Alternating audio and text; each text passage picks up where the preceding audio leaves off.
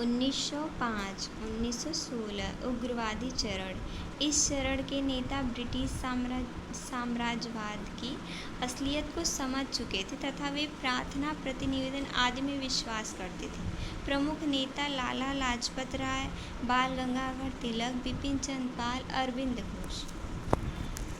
और 1916 से स्वतंत्रता तक इस चरण में सर्वमान्यता नेता के रूप में महात्मा गांधी बने रहे। बंगाल विभाजन है, इसका क्रम है।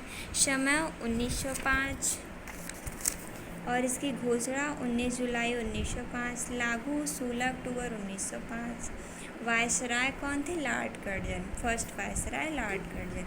विरोध स्वदेशी आंदोलन, आरंभ 7 अगस्त 1905।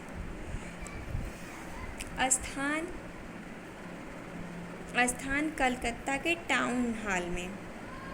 मुख्य गीत वंदे मातरम, आमार सोनार, मेरा सोना बांग्ला।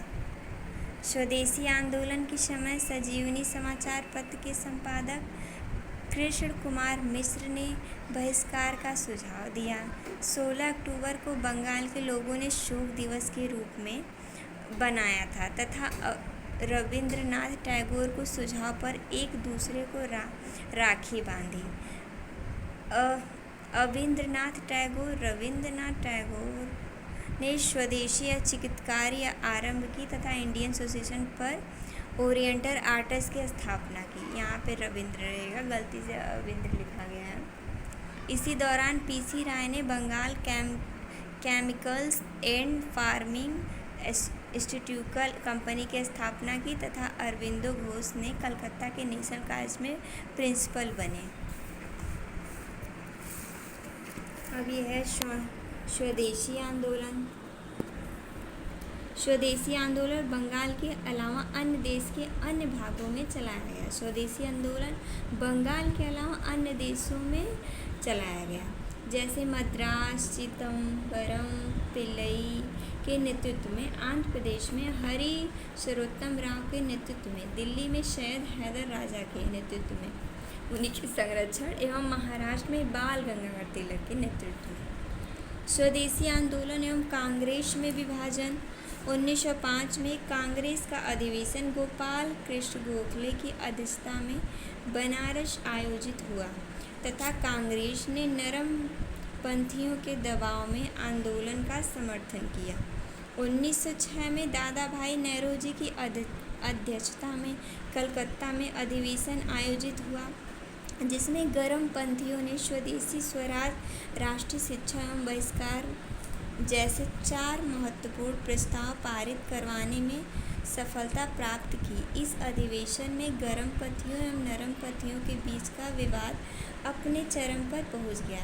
अंततः 1907 में सूरत अधिवेशन में कांग्रेस में विभाजन हो गया। गरम पंथी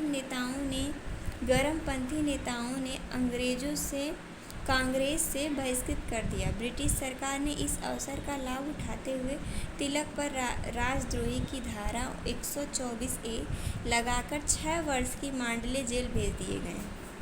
मुस्लिम लीग की स्थापना 1906 में एक मुस्लिम प्रतिनिधि माउंट तत्कालीन वायसराय लॉर्ड मिंटो से मिला। इस प्रतिनिधि मंडल का नेतृत्व सर आगा खां ने किया।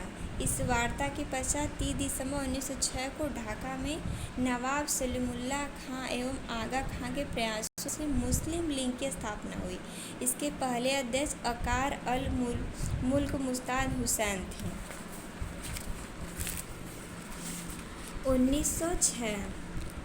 1908 में मुस्लिम लीग ने सर आगा खां को अस्थायी अध्यक्ष नियुक्त किया तथा 1908 में ही अपने अमृतसर अधिवेशन में निर्वाचन की भाग की।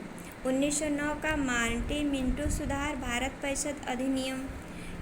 1919 का मार्टे मिंटो सुधार भारत परिषद अधिनियम।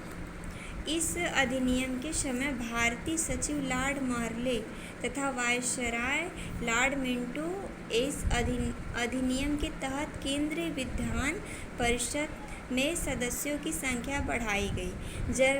गवर्नर जनरल की कार्यकारी समिति में एक भारतीय सदस्य के रूप में प्रावधान किया गया। प्रत्येक निर्वाचन का प्रावधान किया गया। विधान परिषद सदस्यों को पूरक प्रश्न पूछने का अधिकार दिया गया, परंतु मत देने का अधिकार नहीं मिला। इस एक्ट में हितैषी निरंकुशवादी भी कहा गया। 1911 दिल्ली दरबार का आयोजन। ब्रिटिश शासन के दौरान में 3 बार दिल्ली दरबार का आयोजन किया गया। 1977 में लॉर्ड रिपन के समय, 1903 में 1877 में लॉर्ड रिपन के समय, 1903 में कर्जन के कार्यकाल के दौरान, 1911 में लॉर्ड हार्डिंग के कार्यकाल के दौरान। इस अवसर सम्राट जॉर्ज पंचम एवं उनकी महारानी मैरी का भारत आगमन हुआ था। उनके स्वागत के लिए इस समय गेटवे ऑफ इंडिया निर्माण किया गया। इस दरबार में 2 घोषणाएं की गई। बंगाल विभाजन की रद्द किया गया। राजधानी को कलकत्ता से दिल्ली लाए जाने की घोषणा की गई।